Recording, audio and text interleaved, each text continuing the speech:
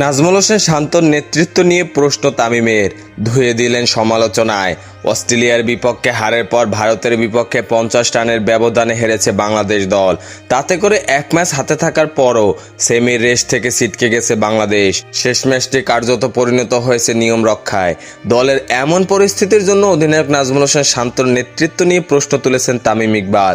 বাংলাদেশ দলের বেশ কিছু সিদ্ধান্ত অবাক করেছে সাবেক এই অধিনায়ককে। সেসব কথা ESPN ক্রিকইনফোর বিশেষজ্ঞদের আলোচনায় বলেছেন তামিম ইকবাল। অধিনায়ক শান্তকে নিয়ে তামিম বলেন, সে বাংলাদেশের অধিনায়ক নাজমুল হোসেন শান্ত বলেছিল যে তার খেলা শেষ করা উচিত ছিল, কিন্তু বাংলাদেশ কখনোই এই প্রতিযোগিতায় ধারে কাছে যেতে পারেনি।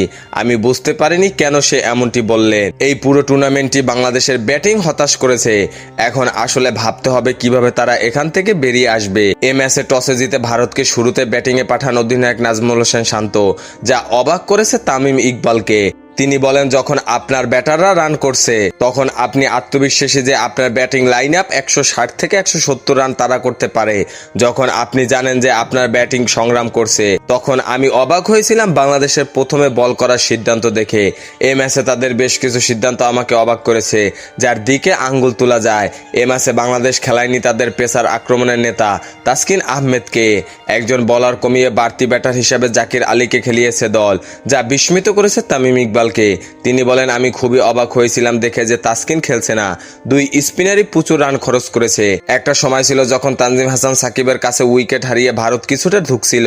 যদি তাসকিন সেখানে একজন অতিরিক্ত ফাস্ট বোলার হিসেবে থাকতেন, তবে আমরা শিবম দুবে শর্ট বলের দুর্বলতার সুযোগ নিয়ে ভারতকে আক্রমণ করতে পারতাম। মুস্তাফিজকে কেন শুরুতে বোলিংয়ে আনা হয়নি সেটা নিয়েও অধিনায়ক শান্তর সিদ্ধান্তে হতাশ তামিম।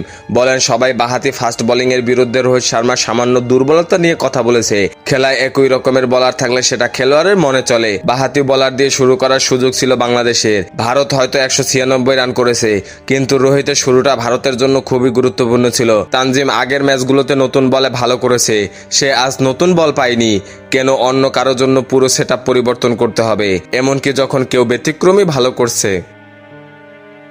খেলাধুলার সকল আপডেট পেতে আমাদের ইউটিউব চ্যানেলটি সাবস্ক্রাইব এবং ফেসবুক পেজটি ফলো দিয়ে লাইক, কমেন্ট, শেয়ার করে আমাদের সাথে যুক্ত থাকুন। ধন্যবাদ।